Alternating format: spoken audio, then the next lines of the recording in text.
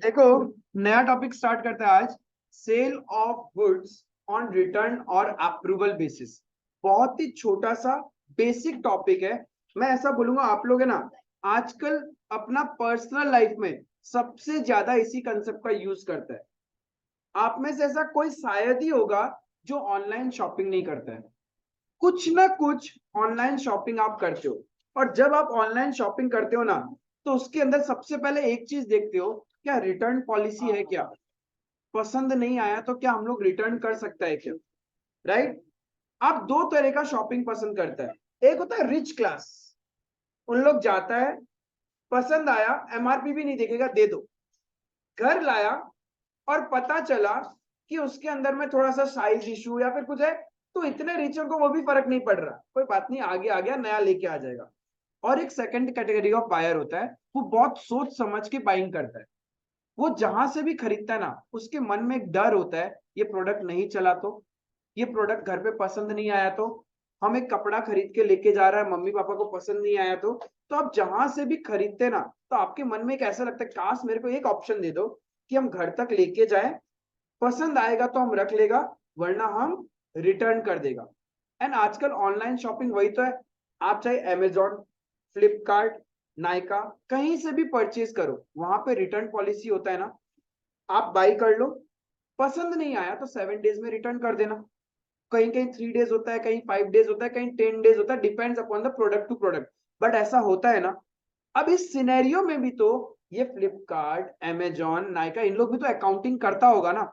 Right. तो इसका accounting कैसे करना है और ईयर एंड में इसका क्या इफेक्ट होगा, वही आपको ये टॉपिक सिखाएगा। अब ये ध्यान रखना, जरूरी नहीं है एग्जाम में जो टॉपिक और जो चैप्टर अपन आज डिस्कस करेगा, स्पेसिफिक क्वेश्चन उसके ऊपर आए। If you are lucky enough, 4 mark का एक छोटा क्वेश्चन आ सकता है। बट इस चैप्टर का रेलिवेंसी दूसरा चैप्टर्स में है, जैसे कि bank reconciliation statement, rectification of error, final accounts. कहीं पे भी इस चैप्टर का पॉइंट, एडजस्टमेंट पॉइंट, वो आपको मर्ज करके डाल सकते हैं। तो कहीं ना कहीं आपको ये चैप्टर पूरा क्रिस्टल क्लियर आना होगा। ठीक है, एक सर्टेन कैटेगरी, एक कैटेगरी क्वेश्चन है, वो बहुत लीस्ट चांस है, उसको जस्ट फॉर्मेटिंग वाला है, उसमें इतना फोकस नहीं करना। बट बस जब आप बेसिक जर्नल एंट्री समझ लेना कि कहानी चल क्या रहा है। सबसे पहले लिखेगा हम लोग टॉपिक का नाम, सेल ऑफ गुड्स। देखो चैप्टर का नाम ही क्या है तुम लोग का, sale of goods on approval और return basis.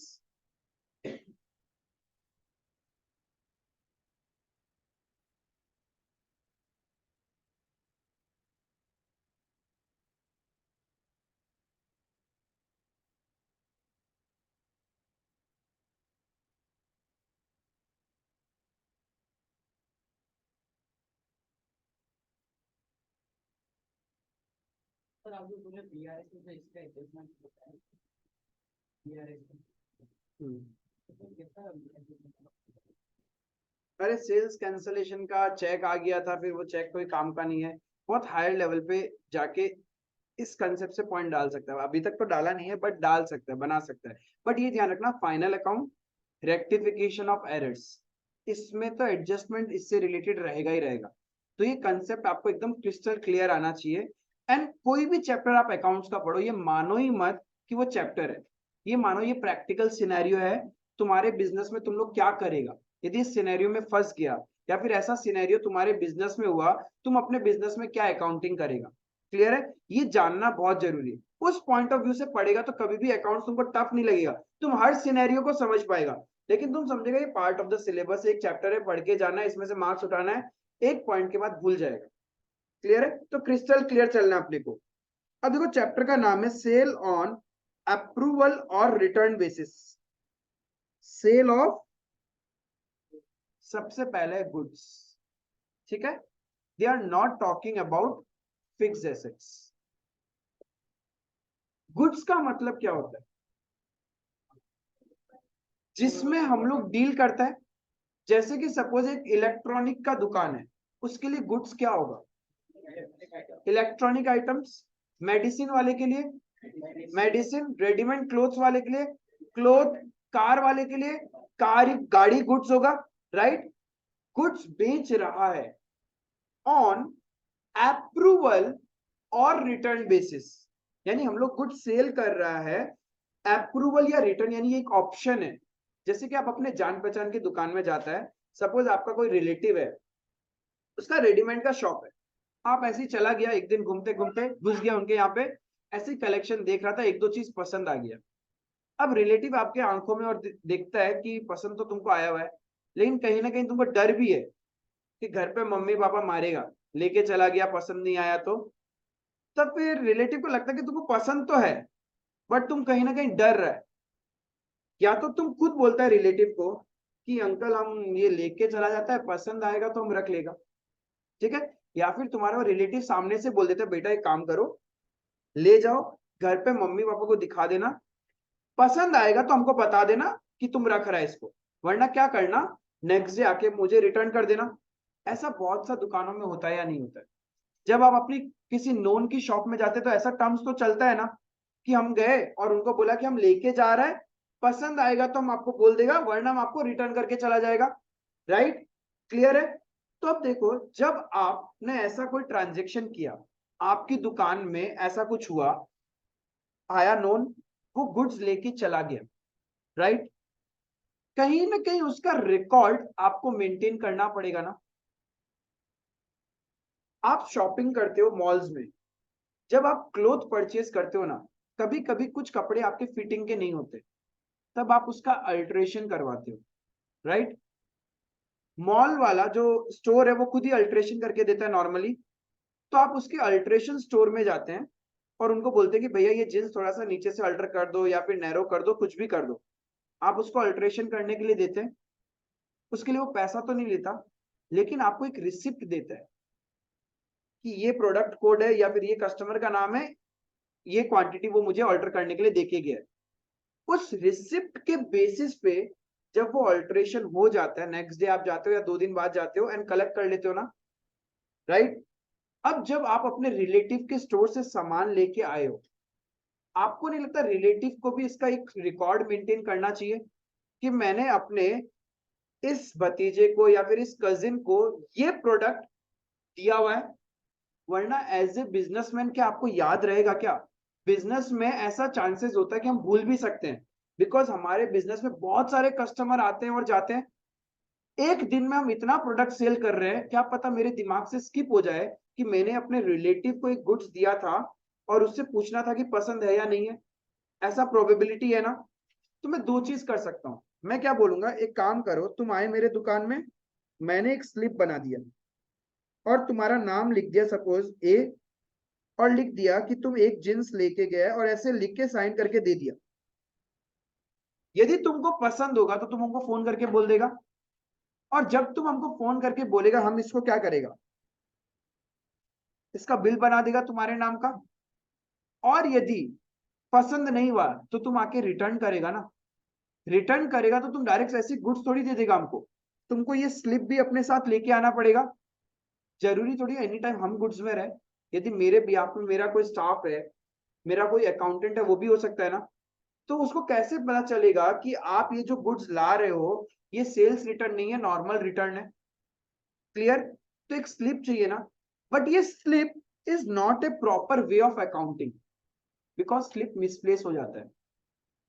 This is not a good way of doing accounting. तो मैं क्या करता हूं, मैं और एक तरीका अपनाता हूं। सपोज मेरा एक इलेक्ट्रॉनिक का दुकान है, मोबाइल सेल करता हूं मैं।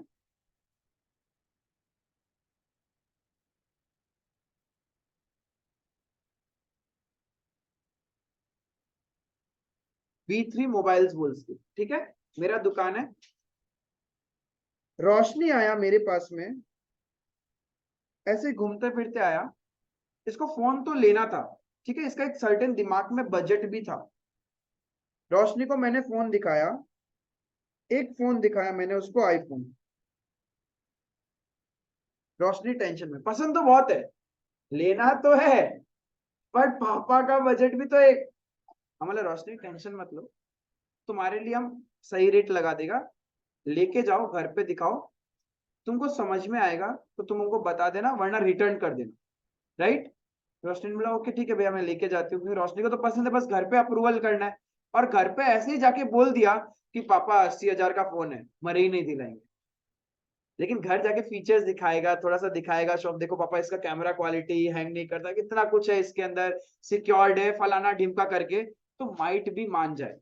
ठीक है, तो लेके गई। अब ये जब रोशनी लेके गई ना, मैं कुछ तो अकाउंटिंग करूंगा, मेरे बिजनेस से गुड्स जा रहा है, व्हाट आई विल डू, मैं इसके लिए एक बिल बनाऊंगा, सेल्स का एंट्री पास करूंगा। क्या? एक नॉर्मल सेल्स का entry, Roshni debit to sales on, because ये मेरे लिए एक्चुअल सेल्स है ही नहीं। एक्चुअल सेल्स किस दिन होगा? जिस दिन ये मेरे को अप्रूव करेगी कि हाँ भैया पसंद है, हम रखेगा इसको। राइट? क्लियर है? तो मैंने वो इसने पूछा कि भैया कितना का होगा, अरे मैंने कहा लगा देगा हम तुम्हारे लिए। फिर भी हम इसको एक बार बोला कि लंप सम तुम मान के चलो कि ये फोन तुम्हारा 85,000 का होगा। तो मैंने इसके नाम पे 85,000 का बिल बना दिया। अब रोशनी ने एक दिन बाद या 2 दिन बाद मेरे को फोन करके बोला कि भैया ठीक है पसंद है, पापा मान गए, फाइनल प्राइस क्या लगेगा? आपने बिल तो दिया था उस दिन मेरे को 85,000 का, उतना ही है ना, कुछ ज्यादा बेसी होगा या कम भी हो सकता है। ठीक है, अब ये प्राइस रिड्यूस भी तो हो सकता है, एंड ये प्राइस बढ़ भी सकता है, depends upon the market condition. यदि ये प्राइस बढ़ गया है तो मेरे को क्या करना पड़ेगा? सपोज एक्चुअल में ये फोन मैं 86,000 के नीचे सेल नहीं कर सकता, that is my last MOP. ठीक है, डीपी मेरा डीलर प्राइस में उसके नीचे नहीं बेच सकता, घर से लॉस थोड़ी खाऊंगा, चाहे रिलेटिव घर पे आया हो, नहीं खाऊंगा ना। तो 86,000 पे नीचे नहीं सेल कर सकता। अब मेरे को क्या करना पड़ेगा? 1,000 का डिफरेंस वैल्यू से सेम एंट्री कर देगा, एक एंट्री और कर लेगा। आया बात समझ में? इफ सोचो रोशनी जिस दिन आया था उसके बाद मेरे को पता चला नहीं यार इसमें मेरे पास स्कीम वगैरह है, घर का आदमी है, लगा देता है स्कीम। फिर मैंने रोशनी को बोला यार रोशनी ये तो 83,500 का होगा, बिल तो मैंने 85 का बनाया था। तो जितना ज्यादा से बना रखा है उतना से कम करना पड़ेगा। कितना से ज्यादा बनाया मैंने? 1500 से रिवर्स एंट्री पास कर दूंगा, अकाउंटिंग एंट्री मैच हो जाएगा। आया समझ में? जिस दिन अप्रूवल के लिए वो लेके गया तो मैंने अपने बुक्स में एंट्री किया, जिस दिन अप्रूवल आता है उस दिन अपन चेक करता है सेम प्राइस पे रखना है या फिर प्राइस बढ़ाना है या कम करना है। इफ बढ़ाना है तो सेम एंट्री पास कर देगा विद द इंक्रीज्ड वैल्यू, और इफ कम करना है जितना कम करना है उतने से कम कर देगा। एकदम लॉजिकल है, यही करोगे आप अपने दुकान में। ये तो कहानी हो गया। ये उस दिन का बात है जिस दिन इसने अप्रूवल दिया। अब जब आप ऑनलाइन शॉपिंग करते हो ना, अप्रूवल करने का यानी रिटर्न करने का एक सर्टेन नंबर ऑफ डेज होता है, 7 डेज रिप्लेसमेंट पॉलिसी। आपने कोई प्रोडक्ट अमेजन से मंगवाया, उसमें लिखा हुआ था 7 डेज रिप्लेसमेंट। इफ आपने 7 दिन के अंदर रिटर्न नहीं किया, 8th डे अमेजन क्या एज्यूम करता है? It is accepted, now you cannot return the product.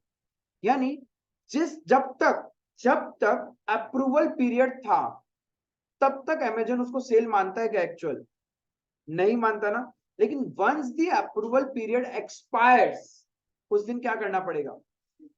वो अज्यूम्ड है सेल्स है। आई बात समझ में? यहां तक क्रिस्टल क्लियर है ना? यही होता है सेल ऑन अप्रूवल और रिटर्न। ये समझ में आया? अब थोड़ा सा अच्छे से समझना कि अकाउंटिंग ट्रीटमेंट क्या क्या होता है।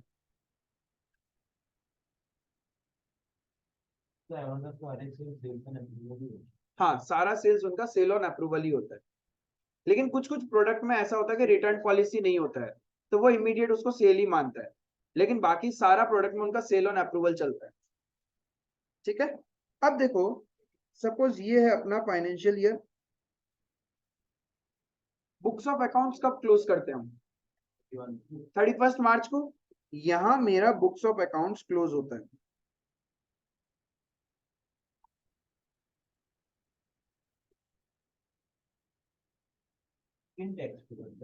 नहीं, पहला बात है 31 मार्च को किसी भी एंटरप्राइज का बैलेंस शीट फाइनल होता ही नहीं, बाद में होता है। डेट ये होता है इस दिन तक जो ट्रांजेक्शन होता है वो बुक्स ऑफ अकाउंट्स में फाइनल माना जाता है, बाकी नेक्स्ट ईयर चला जाता है। बट वो आफ्टर द मार्च ही होता है, किसी का अप्रैल में, किसी का मई में, उस तरीके से होता है। 27 मार्च को रोशनी मेरे पास आया, ठीक है, गुड्स लेने के लिए।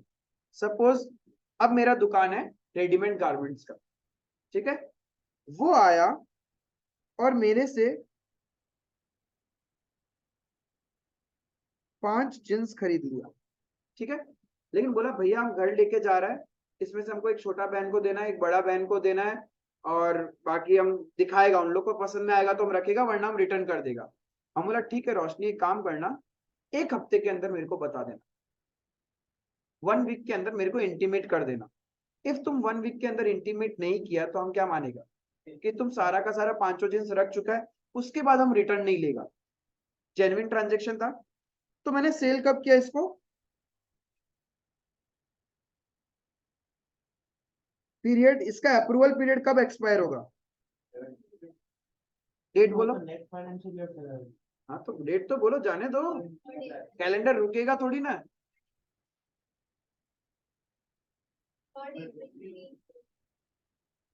सेकंड या थर्ड, अगली बार सेकंड बोला तो हम रुका ना। 3 अप्रैल ये इसका अप्रूवल डेट है, ठीक है। 5 जींस था, मैंने क्या किया, एक जींस का कॉस्टिंग था मेरे लिए 800, और मैंने रोशनी को ये जींस सेल किया 1100। एक जींस, पर जींस का कॉस्ट, एक जींस का कॉस्ट था 800 और मैंने उसको सेल किया 1100 में। तो बताओ 27 मार्च को मैंने अपने बुक्स में क्या अकाउंटिंग एंट्री पास किया होगा, Roshni account debit to sales on approval, बोलो सेल्स बोलो कोई बात नहीं, लेकिन है तो सेल्स ही। मैंने उसी दिन सेल्स मान लिया, कितना वैल्यू से, 1100 इंटू, या तो नरेशन लिख के छोड़ दूंगा मैं, हाँ बंद कर दो, being goods sold on approval basis,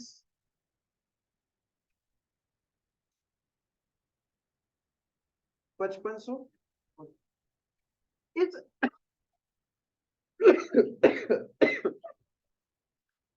इस अकाउंटिंग एंट्री से क्या समझ में आता है कि मेरे बुक्स में रोशनी एक डेटर बन चुका है, मुझे रोशनी से पैसा लेना है, और मेरा सेल्स बढ़ चुका है 5500 से।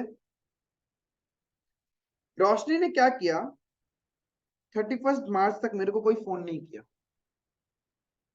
31 मार्च को हम लोग क्या करते हैं, बुक्स क्लोज करते हैं। अभी मेरे बुक्स में रोशनी डेटर आ रहा होगा, क्या प्रैक्टिकली ये मेरा डेटर है क्या, जब तक इसका अप्रूवल नहीं आएगा मैं इसको डेटर नहीं मान सकता ना, यानी ये गलत है। दूसरा चीज, 31 मार्च को हम लोग हमारे बुक्स में स्टॉक काउंट करते हैं कि मेरे दुकान में कितना सामान पड़ा है, तो मैंने वो तो काउंट कर लिया, लेकिन एक बात बताओ, जो गुड्स रोशनी के पास पड़ा है क्या वो भी मुझे मेरे स्टॉक में काउंट करना चाहिए क्या, करना चाहिए ना, वो बिका थोड़ी ना है। जब वो अप्रूवल देगी उसी दिन तो अपन सेल मानेगा, यानी वो वाला गुड्स भी मुझे अपने स्टॉक में काउंट करना चाहिए। यहां तक क्लियर है, यानी पहला काम 31 मार्च को मेरा पहला काम क्या होगा, what will be my first task, ये जो मैंने सेल किया ये प्रैक्टिकली सेल्स है ही नहीं, यदि मैं इसको अपने बुक्स में सेल्स दिखाऊंगा तो मेरा प्रॉफिट ज्यादा आ रहा होगा ना, जब मेरा सेल हुआ ही नहीं है तो मैं मानू क्यों इसको, यानी मेरे बुक्स में रोशनी डेटर रहना ही नहीं चाहिए। तो सबसे पहले मैं क्या करूंगा, इसको रिवर्स एंट्री पास करके क्लोज करूंगा। सेल्स ऑन अप्रूवल बोल दो या सेल्स बोल दो, बात एक ही है। Sales on approval account debit to Roshni 5500, cancel कर दिया। अब मेरा बैलेंस शीट ठीक दिख रहा होगा कि इसमें डेटर एज ए रोशनी नहीं है, लेकिन अभी भी एक काम करना है, वो फर्स्ट को जो होगा उसको फिर से नहीं नहीं नहीं नहीं, स्टॉक है ना, अरे मुझे इसके पास जो सामान पड़ा है उसको अपने स्टॉक में काउंट करना पड़ेगा ना, क्योंकि मेरा जो क्लोजिंग स्टॉक आ रहा है वो तो जो मेरे पास है वही आ रहा है। रोशनी के पास जो है उसको भी तो काउंट करूंगा ना मैं, राइट? स्टॉक काउंट करना है। एक बात बताओ, स्टॉक किस वैल्यू पे काउंट होता है? कॉस्ट और NRV whichever is lower, ठीक है? कॉस्ट और net realisable value whichever is lower, इसी पे हम लोग क्लोजिंग स्टॉक को काउंट करता है। अब मुझे रोशनी के पास जो स्टॉक पड़ा है उसको काउंट करना है। क्लोजिंग स्टॉक किस तरफ शो करते हो फाइनल अकाउंट में? Credit side of the trading account. आप ऐसे ट्रेडिंग अकाउंट में दिखाते हो ना,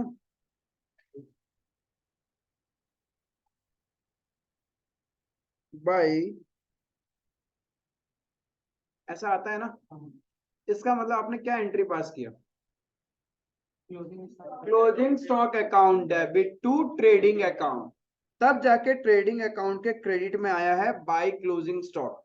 अब मुझे क्या करना पड़ेगा? यहाँ पे जो मेरा वैल्यू आ रहा होगा ऑब्वियसली ये कम है, क्योंकि इस एक गुड्स ऐसा है जो इसके पास में पड़ा है जो मैंने काउंट नहीं किया होगा।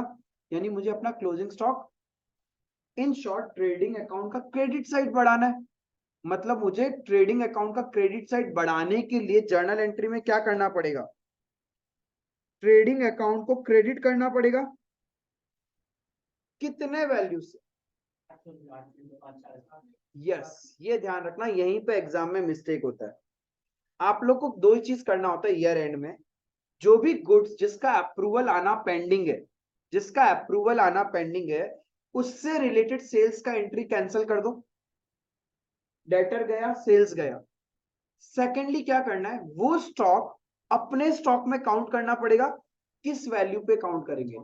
कॉस्ट वैल्यू पे, बिकॉज सेल्स कैंसिल होता है सेलिंग प्राइस पे, लेकिन जो स्टॉक काउंट करेंगे वो तो किस पे होगा? कॉस्ट प्राइस पे होगा ना, राइट? तो मेरा कॉस्ट प्राइस से ट्रेडिंग अकाउंट बढ़ेगा कितना? 800 इंटू 4000। डेबिट क्या करूंगा? यस, स्टॉक विथ कस्टमर या फिर इन्वेंट्री विथ कस्टमर।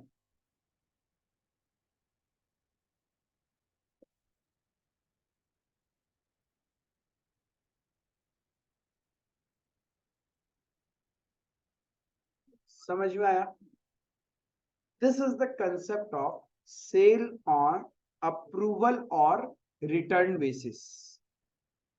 अब सोचो यदि 31 मार्च से पहले रोशनी मेरे को 30 मार्च को फोन करता और बोलता भैया ये दो जींस तो फाइनल है,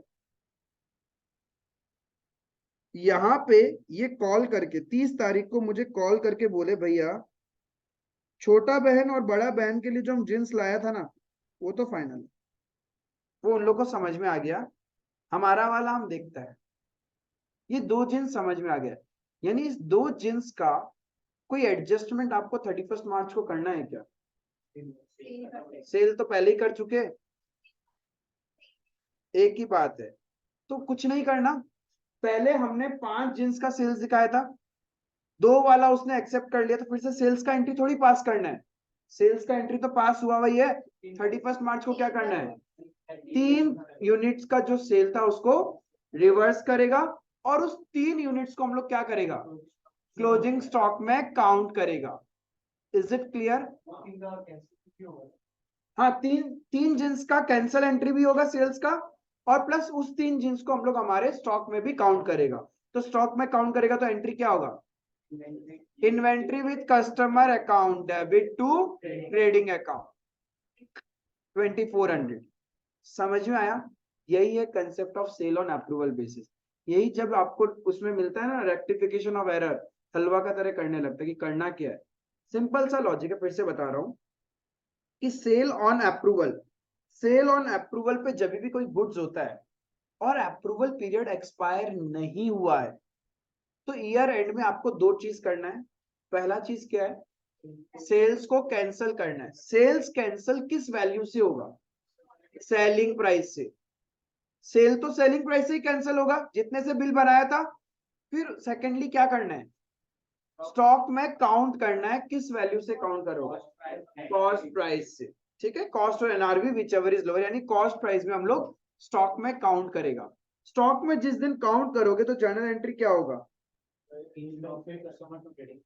yes, stock with customer account debit to trading account. Clear है ये चीज? हाँ, पहला एंट्री किया और मतलब उसने नेक्स्ट डे वो अप्रूव कर दिया, बाद में कर दिया, तो उसके लिए अलग एंट्री किया। क्या चीज? लाइक वो 5 दिन किया और नेक्स्ट डे बोल दिया कि हाँ हो गया, हाँ, फिर कुछ नहीं करना है एंट्री। बस एक ही हाँ, फिर कहानी खत्म।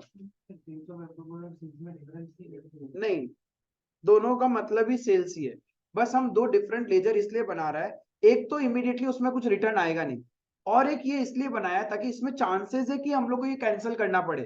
तो एज ए एंटरप्रेन्योर आपको पता होना चाहिए ना कि कितना रुपीस का सेल्स है जो मेरा रिटर्न आ सकता है, तो मेरे को सेल्स का एंट्री कैंसिल करना पड़ सकता है। तो मतलब अगर हमने जैसे सेल्स का ट्रेनिंग अकाउंट बनाया, उसमें बाय सेल्स पे बाय सेल ऑन एप्रूवल, हाँ, दोनों आएगा, दोनों आएगा। क्लियर है? समझ में आया यहाँ तक कि कंसेप्ट क्या है सेल ऑन अप्रूवल वाला? हाँ, जो 5 दिन के लिए जो अगला दिन अप्रूवल है, तो पहला एंट्री होगा। हाँ, सिर्फ पहला ही एंट्री होगा, बाकी कुछ नहीं करना, लिखना। हाँ, बोलो। क्लोजिंग डेट से पहले कोई एंट्री होगा नहीं आपको। सिर्फ एडजस्टमेंट 31 मार्च को होता है, या फिर 31 दिसंबर if your year ends on 31 December. Calendar year है तो 31 दिसंबर, और फाइनेंशियल ईयर है तो 31 मार्च, बस उसी दिन एडजस्टमेंट होगा। क्लियर है यहाँ तक? हाँ, अगर सेल्स ऑन अप्रूवल करके बेचा तो वो तो मतलब सेल हुआ नहीं होगा, उसके अप्रूवल हुआ नहीं, वो हमें पता है कि हो सकता है कि वो रिटर्न आए, लेकिन अगला दिन कंफर्म हो गया कि 5 ले लिया, तो उसको फिर से नहीं दिखाना था। क्यों दिखाना? क्या होगा फिर से दिखा के? एक बात बताओ, रोशनी ऑलरेडी मेरे बुक्स में डेटर थी, income credit all incomes and gain वो ऑलरेडी मेरा किया हुआ था, तो मैं ऐसा क्या एंट्री करूं? पहले उस एंट्री को रिवर्स करूं, कैंसल, एक काम बढ़ा, फिर सेकंड एंट्री पास करूं मैं, Roshni account debit to sales. What is the benefit? Impact in our books is same, तो मैं इतना मेहनत क्यों करूंगा? मैं उसी एंट्री को सेल्स मान लूंगा, जरूरत नहीं है। जरूरत नहीं है कुछ भी। तो लिखना। हाँ हाँ, लिखाता हूँ ना मैं, क्यों टेंशन लेते हो?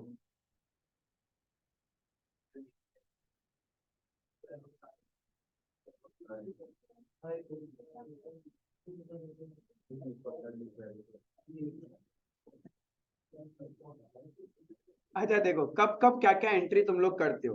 पहला तो जिस दिन हम लोग सेल करता है, ठीक है, पहला ट्रांजैक्शन कब होता है? Sale on approval date. उस दिन हम लोग हमारे बुक्स में क्या करेगा? नॉर्मल सेल्स का एंट्री पास करेगा,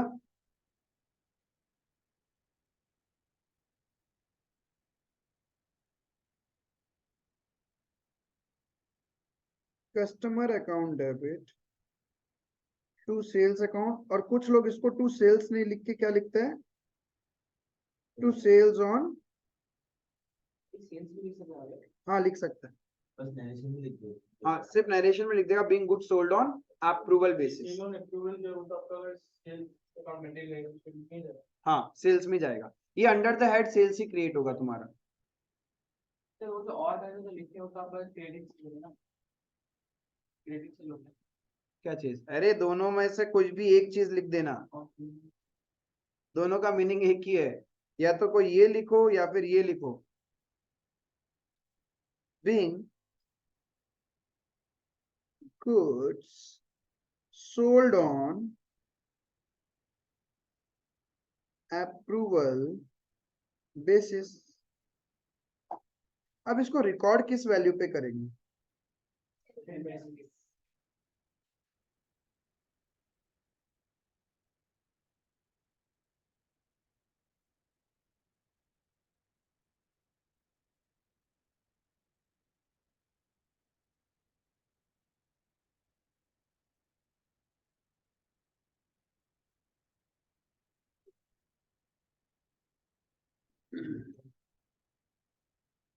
अप्रूवल पीरियड एक्सपायर होने से पहले ही यदि रिजेक्शन हो जाए तो अपन क्या करेगा?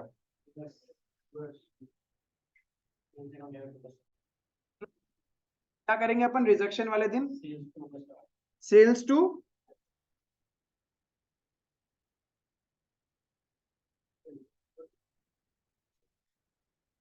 हाँ बात एक sales account debit to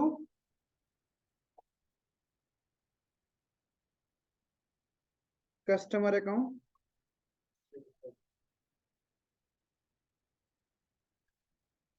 being goods rejected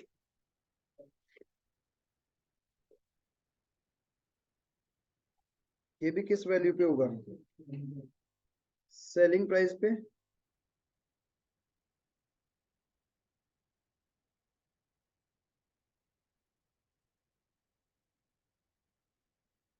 year end में क्या करेगा?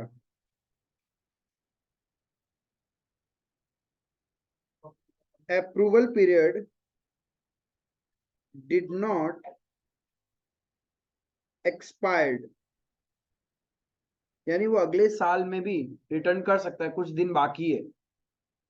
इफ एक्सपायर हो चुका होगा तब क्या करेगा? वो सेल्स हो ही गया, फिर कुछ नहीं करना। इफ अप्रूवल पीरियड बाकी है, ठीक है, और हम लोग ईयर एंड में है, तो अपन क्या करेगा? यस, सबसे पहले कैंसिल करेगा सेल्स का एंट्री। तो एंट्री क्या होगा? मैंने ये बोला कि अनिरुद्ध का है, मैंने ये बोला कि इफ अप्रूवल पीरियड बाकी है और ईयर एंड आ चुका है, जैसे रोशनी के केस में 5 दिन था, ईयर एंड आ चुका था, उसने कुछ बताया नहीं, तो मुझे क्या करना पड़ा? सेल्स कैंसिल करेगा ना, वही चीज कर रहे हैं। ईयर एंड में अप्रूवल पीरियड बाकी है, तो हम लोग क्या करेगा? पहले सेल्स कैंसिल करेगा। सेल्स टू कस्टमर अकाउंट किस वैल्यू से? Selling price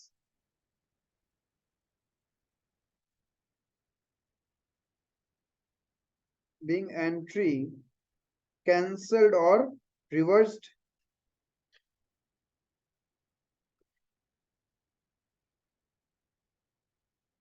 being entry cancelled or reversed। और एक क्या काम करना होता है? यस, स्टॉक में काउंट करेगा, तो क्या लिखेगा? या फिर inventory with customer account debit to trading account being stock lying with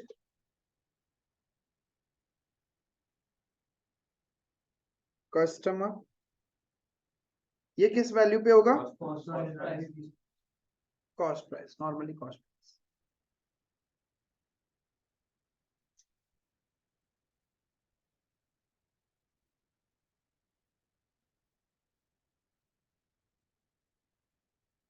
approval received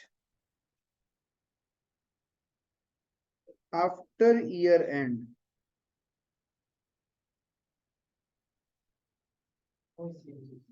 क्या करोगे? क्योंकि हमने तो सारा एंट्री कैंसिल कर दिया, तो अब नॉर्मल सेल्स का एंट्री मारना पड़ेगा, तो सेल कर देगा उस सामान का। हाँ, approval received after year and, साल खत्म हो गया, उसके बाद रोशनी बोलता है कि भैया ठीक है हम रखेगा, तो हम तो पिछला साल सारा एंट्री कैंसिल कर चुका, तो मेरे को क्या करना पड़ेगा? नया सेल्स का एंट्री मारना पड़ेगा। Customer account debit to sales account किस वैल्यू से?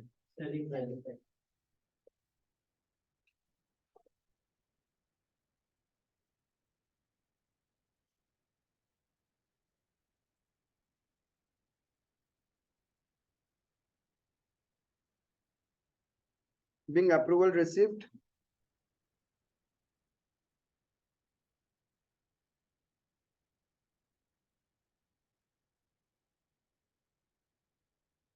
goods rejected after year end। No entry, because अब ये मना भी कर दे तो हम तो ऑलरेडी कैंसिल कर चुके हैं ना एंट्री को, तो बुक्स में कुछ करना ही नहीं है, बस मना कर दिया जाओ चुपचाप मेरा फिजिकली गुड्स लाके दो और फिजिकली मेरी दुकान में आ जाएगा, क्योंकि उसको इन्वेंट्री में ऑलरेडी काउंट कर चुके हैं, सेल्स कैंसिल कर चुके हैं, तो चाहिए क्या, बस फिजिकली वो गुड्स मुझे मेरे शॉप में चाहिए। हाँ, डेटर्स को भी रिवर्स कर चुके हैं, इन्वेंट्री भी काउंट कर चुके हैं, तो हाँ सब कुछ हो चुका है, तो कुछ नहीं अब, तो इस कंडीशन में क्या करेंगे,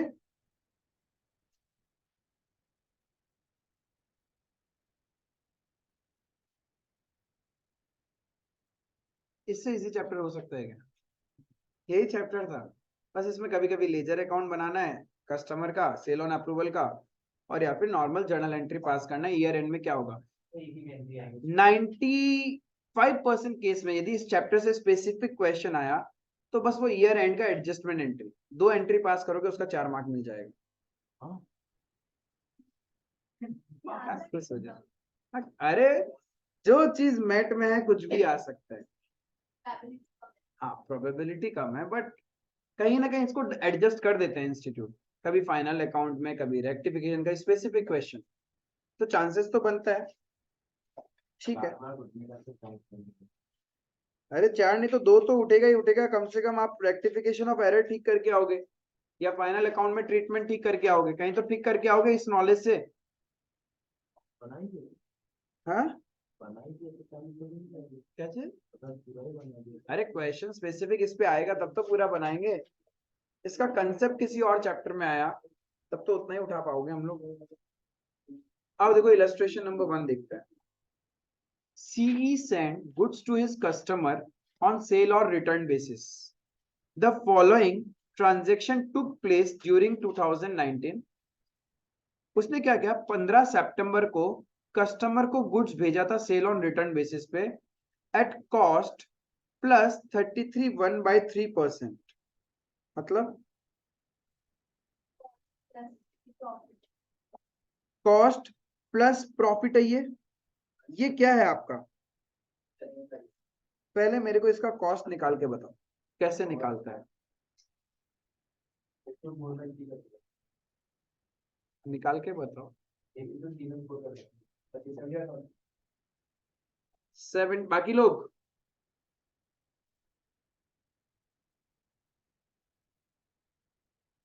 25,000 हो गया आपका।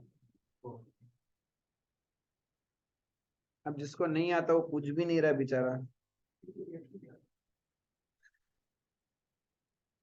सिंपल है, एक शॉर्टकट तरीका भी है, वरना नॉर्मल यूनिटरी से समझाता हूँ। 100/3 को फिर घुमा देगा 3/100 वो कट जाता है ना। हाँ 33.33% पकड़ लो ना, 33 1/3 है, ये नंबर ऐसे लिखा हुआ है, 33 1/3% है, तो इसको 33.33 पकड़ लो, क्या प्रॉब्लम है, 1/3 को सॉल्व करोगे तो 3.33 आएगा ना, तो 33.33% ऑन कॉस्ट है, यानी कॉस्ट मेरा 100 रुपए होता है, तो प्रॉफिट कितना होता है 33.33, तो सेलिंग प्राइस कितना होता है, क्वेश्चन में कॉस्ट दिया हुआ या सेलिंग प्राइस, सेलिंग प्राइस, तो प्रॉफिट परसेंटेज कौन सा चाहिए, सेलिंग प्राइस पे, सेलिंग प्राइस पे सेलिंग प्राइस का परसेंटेज लगता है, कॉस्ट प्राइस पे कॉस्ट प्राइस का, कॉस्ट को कॉस्ट से मल्टीप्लाई कर सकते हो और सेल्स को सेल्स से मल्टीप्लाई कर सकते हो, क्लियर है। अब यहाँ पे सेलिंग प्राइस पे प्रॉफिट परसेंटेज निकाल सकते हो आप, प्रॉफिट है 33.33 divided by sales into 100, profit divided by sales into 100, तो प्रॉफिट परसेंटेज ऑन सेल्स आ जाएगा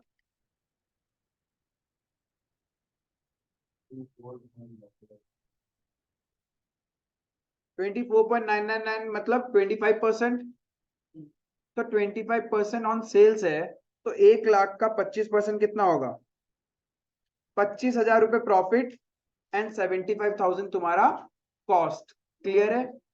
हाँ हम नन्हे मुन्ने बच्चे 11 में नहीं पढ़े, 12 तो पता नहीं, आओ देखो, ये आपका वही वाला है ना हाँ sales। हाँ सेल से कॉस्ट जाना है या कॉस्ट से सेल्स जाना है, हाँ बस वही है, दो तीन तरीका है, ठीक है। अब जिसको नहीं आता समझ लो, लाइफ टाइम शायद काम आए। पहला है यूनिटरी मेथड, ठीक है। यूनिटरी मेथड, आपके पास में क्या दिया हुआ है, देखो सेल्स दिया हुआ है, कितना है, 1,00,000। प्रॉफिट परसेंटेज ऑन कॉस्ट दिया हुआ है 33.33%। तो ये ध्यान रखना, कॉस्ट को कॉस्ट से मल्टीप्लाई हो सकता है, सेल्स का सेल्स से, तो ये आपस में मल्टीप्लाई नहीं हो सकता, राइट। पहला चीज क्लियर है। अब जो चीज नहीं दिया हुआ उसी को हमेशा एज्यूम कर लेना चाहिए। Unitary method, let cost be 100 रुपए, एक्स भी मान सकते हैं, ऐसा कुछ है नहीं, वो थोड़ा मैथमेटिकल लगता है तो वैल्यूज पकड़ लिया। कॉस्ट 100 होगा, तब मेरा प्रॉफिट कितना होगा, कॉस्ट पे तो कॉस्ट को मल्टीप्लाई कर सकते हो 33.33, तो मेरा सेल्स कितना होगा,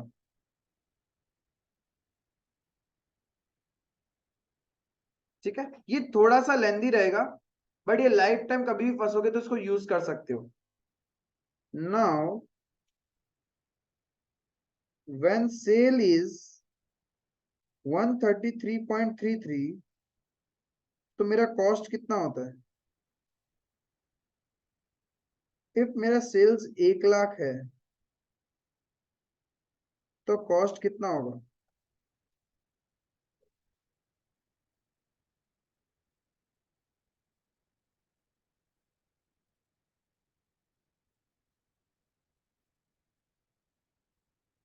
that was the unitary method. जो चीज नहीं दिया हुआ होता उसको अज्यूम कर लो, ठीक है। यह है जहां पे कुछ याद नहीं रखना। और एक चीज देखो, 100 में 133.33 यूनिटरी मेथड बचपन में नहीं सिखाया था क्या, कि 10 मैंगोज कॉस्टिंग दिस, तो 5 मैंगोज का रेट निकालना है, तो 1 मैंगो का क्या होगा, वैल्यू डिवाइडेड बाई 10, तो 5 का कितना होगा, value divided by 10 into 5। 33.33 divided by 133.33। अरे वो तो तरीका बताया, एक तरीका ये था। अब दूसरा तरीका देखो, आप लोग जीपी परसेंटेज कैसे निकालते हैं, एक होता है जीपी परसेंट ऑन कॉस्ट, यानी ये निकलता है GP divided by cost into 100। और यदि आपको निकालना है gross profit percentage on sales, तो ये होगा gross profit divided by sales into 100। तो हम लोग पीछे वाला क्वेश्चन एग्जांपल में क्या कर सकता था, प्रॉफिट परसेंटेज निकाल सकता था, प्रॉफिट परसेंटेज कैलकुलेट कर सकता था। दूसरा तरीका ये था, ये क्लियर है। परसेंटेज ऑन सेल इसमें निकालेंगे, वो आ गया। तो फिर सेल से मल्टीप्लाई कर देगा डायरेक्ट। एक तरीका ये है कि आप परसेंटेज पहले कैलकुलेट कर लो। आपके पास क्वेश्चन में जीपी परसेंटेज ऑन कॉस्ट था, तो हमने लेट अज्यूम किया कॉस्ट 100 रुपए है, तो सेलिंग प्राइस निकाल लिया। तो सेलिंग प्राइस पे निकालना होता तो कितना होता, 33.33 डिवाइडेड बाय 133.33 इंटू 100, ये कितना आया, 25% ऑन सेल्स। और यही चीज आप कॉस्ट में निकाल रहे थे, तो कैसे निकाला, प्रॉफिट है इतना, कॉस्ट 100 रुपए, 33.33% ऑन कॉस्ट। ये है प्रॉफिट परसेंटेज निकालने का तरीका। एक बार आपके पास प्रॉफिट परसेंटेज ऑन कॉस्ट या ऑन सेल्स है, जो भी फिगर है उससे मल्टीप्लाई कर दो। ये क्लियर है। अब एक बेसिक थ्योरम, आपके पास कॉस्ट दिया हुआ है और क्वेश्चन बोल रहा है प्रॉफिट होगा, मतलब जो आपका सेलिंग प्राइस होना है वो कॉस्ट से ज्यादा ही होगा, तभी तो प्रॉफिट होगा। इफ क्वेश्चन आपको सेलिंग प्राइस दे रहा है और बोल रहा है प्रॉफिट हो रहा है, तो ऑब्वियसली कॉस्ट प्राइस तो इससे कम ही होगा ना, सेलिंग प्राइस के कंपेयर में। क्लियर है। बहुत ज्यादा रहती है तो लॉस होगा, फिर क्वेश्चन में ग्रॉस लॉस लिखा हुआ होगा। क्वेश्चन यदि जीपी परसेंटेज दे रहा है मतलब तुमको प्रॉफिट हो रहा है, मतलब जो तुम माल बेच रहा है उसका कॉस्ट कम है। अदरवाइज क्वेश्चन क्या करेगा, ग्रॉस लॉस परसेंटेज देगा ना, प्रॉफिट परसेंट। ग्रॉस लॉस का क्वेश्चन आता है?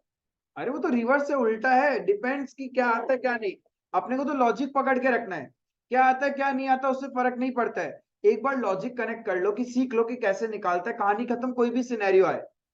ये चीज क्लियर है। कॉस्ट और सेलिंग प्राइस, इफ क्वेश्चन में कॉस्ट है तो ऑब्वियसली सेलिंग प्राइस उससे ज्यादा होगा if there is a profit, and if question में सेलिंग प्राइस है तो ऑब्वियसली कॉस्ट क्या होगा, कम ही होगा ना, राइट।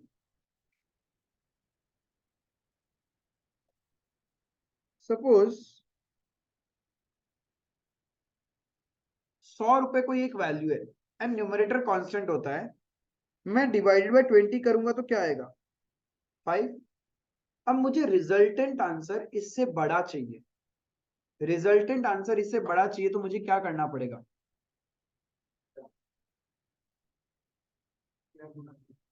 ये आंसर है ना मेरा रिजल्टेंट आंसर, मुझे इससे बड़ा चाहिए आंसर। न्यूमरेटर कभी भी नहीं बदलता, ये ध्यान रखना, कांस्टेंट है। तो मैं क्या करूं, इसको कम कर दूं, न्यूमरेटर को कम करते ही मेरा आंसर क्या आ जाएगा, ज्यादा आ जाएगा। सॉरी, डिनोमिनेटर को कम करते ही मेरा आंसर ज्यादा आ जाएगा। अब मुझे रिजल्टेंट आंसर इससे बड़ा, छोटा चाहिए, इससे छोटा चाहिए, तो डिनोमिनेटर मुझे क्या करना चाहिए, बढ़ा देना चाहिए। एक चीज समझ में आया, जब रिजल्टेंट आंसर आपको बड़ा फिगर चाहिए तो डिनोमिनेटर क्या करना होता है, कम करना होता है। डिनोमिनेटर जितना छोटा होगा उतना ही बड़ा रिजल्ट आएगा, एंड इफ रिजल्टेंट आंसर आपको छोटा चाहिए तो डिनोमिनेटर क्या करो, बढ़ा दो। क्लियर है। तो कभी भी जीपी परसेंटेज ऑन कॉस्ट या ऑन सेल्स, आपको परसेंटेज या वैल्यूज निकालना है। क्वेश्चन में कॉस्ट दिया हुआ है, सॉरी क्वेश्चन में सेल्स दिया हुआ है, राइट, 1 लाख का। जीपी परसेंटेज ऑन कॉस्ट कितना है, यही आपका जीपी परसेंटेज ऑन सेल्स होता, आपको डायरेक्ट मल्टीप्लाई कर देता एंड कहानी शॉर्ट रेट था ना।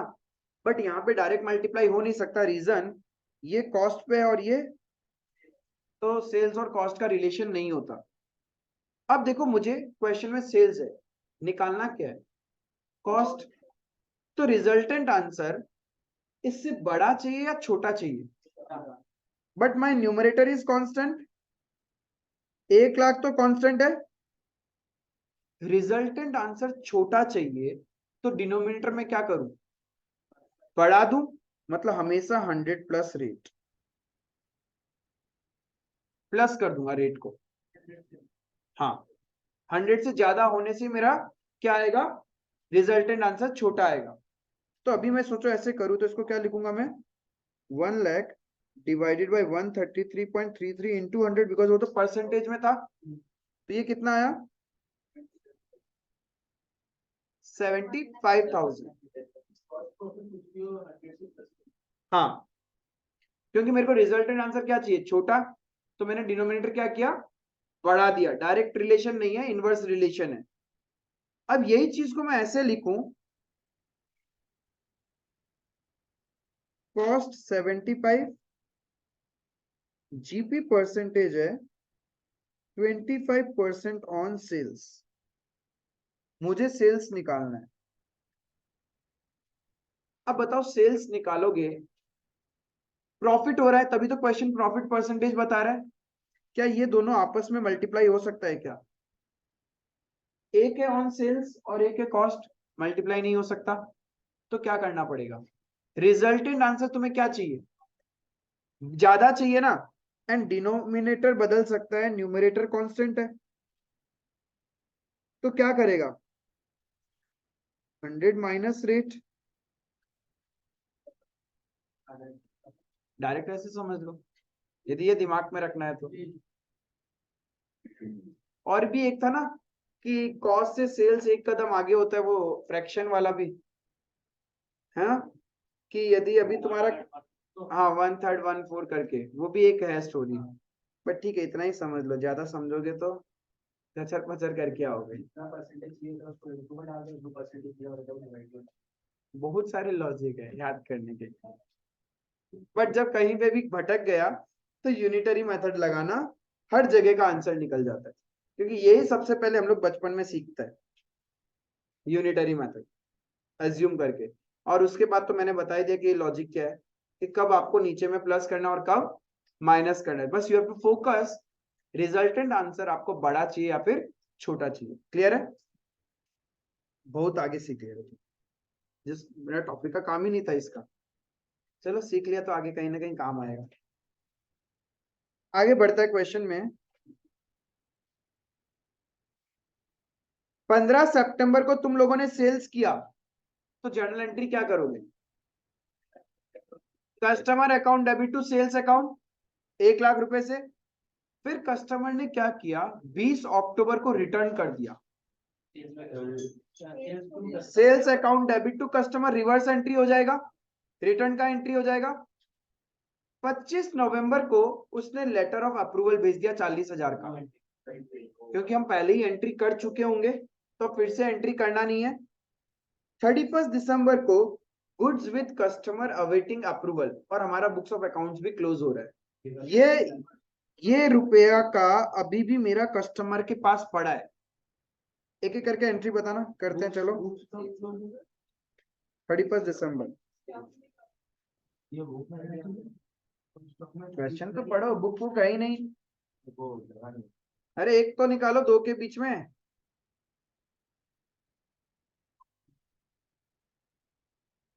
15 सितंबर को क्या एंट्री करोगे?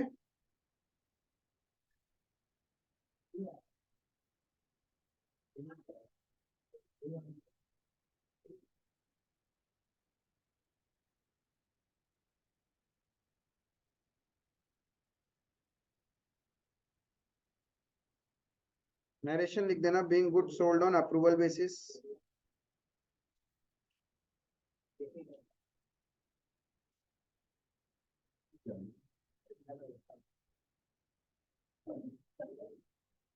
ट्वेंटी अक्टूबर को क्या करेंगे अपन? सेल्स टू कस्टमर, ये तो कॉस्ट प्राइस पे होगा। सेलिंग प्राइस पे होगा, जब बेचा था तब सेलिंग प्राइस में था, तो रिवर्स एंट्री भी किससे होगा? सेलिंग प्राइस पे।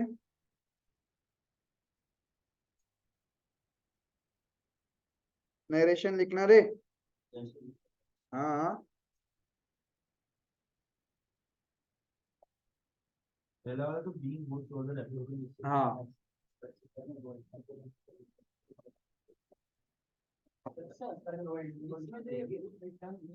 ने सेल्स टू कस्टमर अकाउंट, तो ये 25 नवंबर receive letter of approval from customer, हाँ इसने अप्रूव कर लिया। जब हमने ऑलरेडी हम लोग पहला कस्टमर अकाउंट वो तो कर चुका है, कर चुका है, करने को जॉब, लो जैसा तुम बोला। क्योंकि वो पहला वाला एंट्री तो हो चुका है ना, इसी होता है। अब बउआ सही पकड़े हैं। ये पकड़े भाभी सिखा दे।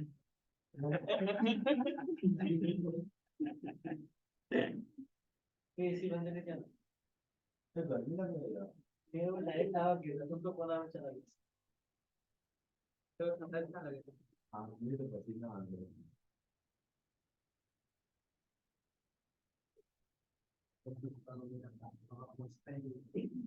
हाँ हम जस्ट फील लेता है सिर्फ कि चल रहा है। फिर क्या होगा ईयर एंड में? ये बीइंग गुड कर दो।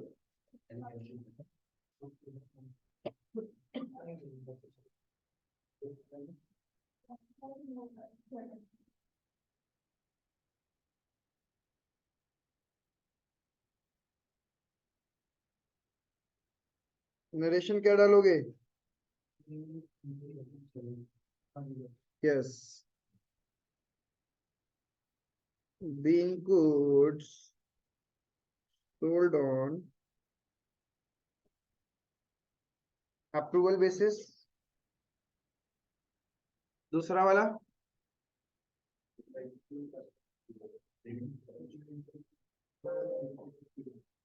being goods returned, being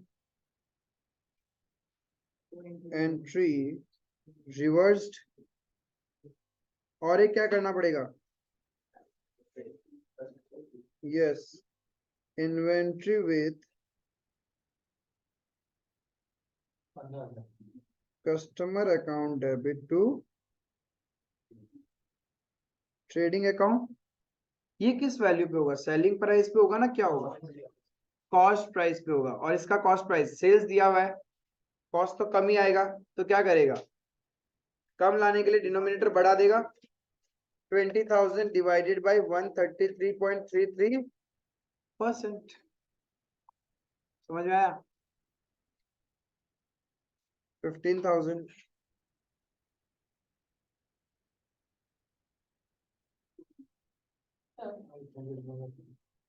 बोलो।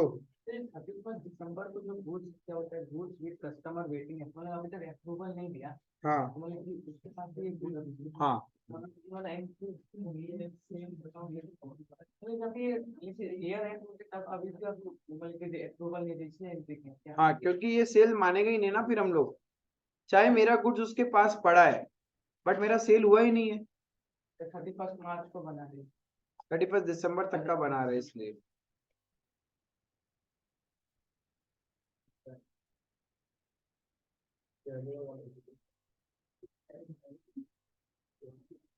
समझ में आया कंसेप्ट? ये कैसे आया या जर्नल एंट्री नहीं समझ में आया? कैसे आया? इतना देर फिर हम सिखाया क्यों था? सेल्स है, सेलिंग प्राइस है 20,000, जीपी परसेंटेज है 33.33% ऑन कॉस्ट। तो कॉस्ट कैसे निकालेंगे? सेलिंग से तो कम ही आएगा कॉस्ट, तो फिगर कम लाने के लिए क्या करना पड़ेगा? 100 प्लस रेट या 100 माइनस रेट? Plus rate. अरे डिनोमिनेटर जितना बड़ा होगा आंसर उतना छोटा आता है। डिनोमिनेटर जितना छोटा आंसर उतना बड़ा। तो क्या करेगा? 100 प्लस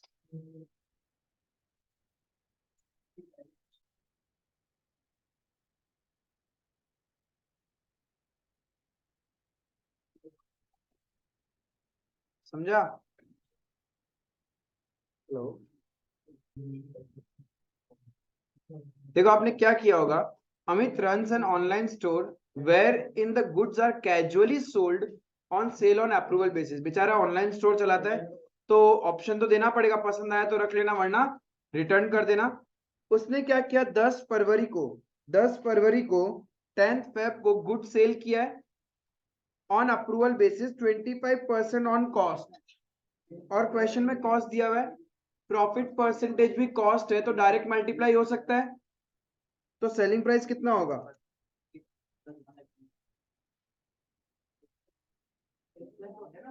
1,50,000 सेलिंग प्राइस होगा। तो 10th ऑफ फरवरी को आपने क्या एंट्री पास किया? Customer account debit to sales account 1,50,000। क्यों? अरे 1,20,000 का कॉस्ट है, प्रॉफिट परसेंटेज ऑन कॉस्ट है तो डायरेक्ट मल्टीप्लाई हो सकता है ना। प्रॉफिट कितना आएगा? प्रॉफिट इज इक्वल्स टू 1,20,000 का 25%।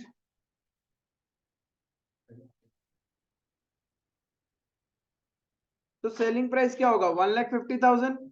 क्लियर है यहां तक? ये हो गया। 10 फेब को आपने एक नॉर्मल एंट्री पास किया होगा, customer account debit to sales account 1,50,000। Then 20th Feb को उसने गुड्स रिटर्न कर दिया, तो हम लोग क्या एंट्री पास करेगा? Sales account debit to customer 80,000 से। अब ऐसा नहीं लिखा ना ये कॉस्ट है, मतलब ये सेलिंग प्राइस ही है। 80,000 से रिटर्न एंट्री हो जाएगा। 15th ऑफ मार्च को बोला goods for which approval given by customer. इतना का अप्रूवल आ गया, मतलब कोई एंट्री नहीं करना अपने को, पहले एंट्री कर चुके अपन। Goods with customer awaiting approval, इसका अप्रूवल अभी भी मिलना बाकी है। तो ईयर एंड में क्या करेगा, सेल्स का एंट्री कैंसिल करेगा, sales account debit to customer account 30,000 से। लेकिन ये तो सेलिंग प्राइस है, मुझे इसका कॉस्ट निकालना पड़ेगा। कॉस्ट कैसे निकलेगा? कॉस्ट तो 120 कॉस्ट है, क्या 120 कॉस्ट है, हम लोग कहाँ है, तुम कहाँ हो? या लास्ट वाला एंट्री में ही है। तो 1,20,000 का चीज 1,50,000 में सेल किया था, हाँ, उसमें से 80,000 का रिटर्न हो गया, तो 150 माइनस 80 70, उसमें से 40,000 का अप्रूवल आ गया, मतलब 30,000 का बचाना। बट ये 30,000 तो तुम्हारा सेलिंग प्राइस है, तो कॉस्ट तो निकालना पड़ेगा इसका। हम वो 120 वाला बताया, वो तो कॉस्ट थी। तो 24,000 आया। 25% ऑन कॉस्ट है, ठीक है। क्वेश्चन में सेलिंग प्राइस पता है 30,000, तो कॉस्ट कम है। रिजल्टेंट आंसर कम निकालने के लिए क्या करना पड़ेगा, डिनोमिनेटर बढ़ा दो। इसमें 70,000 से डिवाइड, क्या चीज? 70,000 से डिवाइड। हाँ, तो 24,000 कॉस्ट आ गया, तो 24,000 से आप क्या कर एंट्री करोगे, inventory with customer account debit to trading account 24,000 से। यहां तक क्लियर है? आगे और कहानी बोल रहा है। ये तो हो गया 31 मार्च का। Note, additionally it has been provided that on 15th of April the customer have rejected the goods. यानी जिस गुड्स का अप्रूवल पेंडिंग था 31 मार्च को, इस गुड्स को कस्टमर ने क्या किया, 15 अप्रैल को हमें बताया कि हम नहीं रखेगा। उस दिन आप क्या एंट्री पास करोगे? कुछ नहीं, बिकॉज हम ऑलरेडी कैंसिल कर चुके हैं। अब क्या है, अब कोई एंट्री तो पास करना नहीं है, बस फिजिकली गुड्स रिसीव करना है। 15 मार्च वाला जो बोल रहे हैं।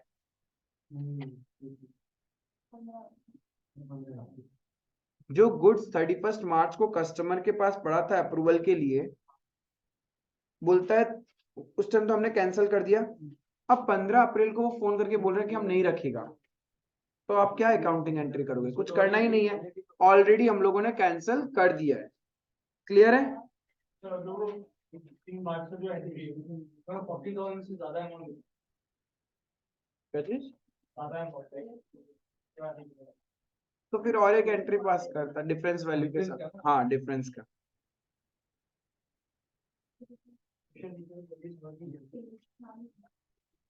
इसका बताओ क्या करोगे? बोला कि सामान के 1.5 लाख ना प्रॉफिट के साथ में सेलिंग प्राइस 1.5 लाख है। उसमें बोला कि पहले तो एक्सपायरी और एक्सपायरी के 31 मार्च को तो बुक बंद होता है, तब तो वो कोई कंफर्मेशन आया नहीं। और फिर एक्सपायरी के बाद कंफर्मेशन आया 75% कॉस्ट पे रखेगा। तो सिंपल सा है, देखो तुम इतना फटाफट बोल दे, इन लोग क्वेश्चन ही नहीं पढ़ा होगा। Mister Kumar sales goods on approval और return basis casually. He has sold goods worth rupees 1,50,000, sold at a profit of 33 1/3% on sales। तो कितने रुपए में हमने सेल किया? 1,50,000। तो इसका कॉस्ट प्राइस कितना है? अब देखो सेलिंग प्राइस दिया हुआ है, प्रॉफिट परसेंटेज भी ऑन सेल्स है, तो डायरेक्ट मल्टीप्लाई हो सकता है। 1,50,000 का 33.33%, यानी 50,000 क्या है तुम्हारा?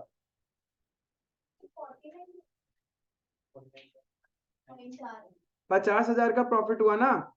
यानी इसके अंदर कॉस्ट कितना है? ये 1 लाख का कॉस्ट ही तो हुआ ये। समझे या नहीं समझे? क्लियर है? आगे क्या बोल रहा है? After the expiry of the period, आपने पहले तो अप्रूवल के लिए भेजा, which has been awaiting approval, approval के लिए हम लोग वेट कर रहा था, from the customer as on the date of closing the books. जिस दिन बुक्स क्लोज कर रहे हैं हम लोग अब तक वेट ही कर रहे हैं, तो यानी इस दिन तो हम लोग क्या करता है, सेल्स कैंसिल कर देता है, यानी 1,50,000 से सेल्स रिवर्स हो जाएगा, राइट। एंड गुड्स को अपने स्टॉक में काउंट करेगा, तो एंट्री क्या होगा, inventory with customer account debit to trading account. किस वैल्यू से? 1 लाख कॉस्ट से। ये काम कर दिया ईयर एंड में।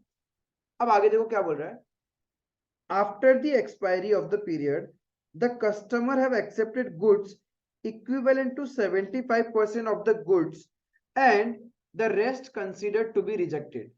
अप्रूवल पीरियड के बाद नेक्स्ट फाइनेंशियल ईयर में उसने क्या किया, 75% गुड्स एक्सेप्ट कर रहे हो और बाकी 25% रिजेक्ट कर दिया। तो बताओ जो रिजेक्ट किया उसका कोई एंट्री करना है क्या?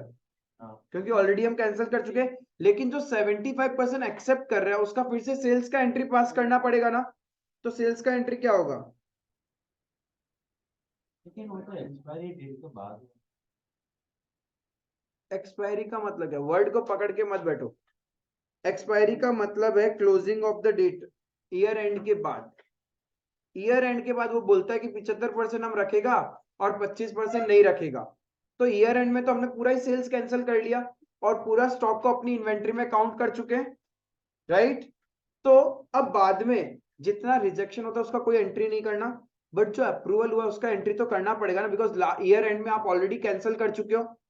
तो उस 75% वैल्यू का अपन सेल्स का एंट्री पास करेगा। सेल्स का एंट्री क्या होगा? कस्टमर टू सेल्स कितना आ जाएगा? 1,12,500। Is it clear? समझ में आया? That was the sale on approval basis. Remaining illustration बहुत easy है, similar questions है। That will be your task. if आपसे नहीं भी हुआ तो अपन next session में पहले वो डिस्कस करेगा and then we will try to move towards new chapter. ठीक है? That's all for today. Thank you.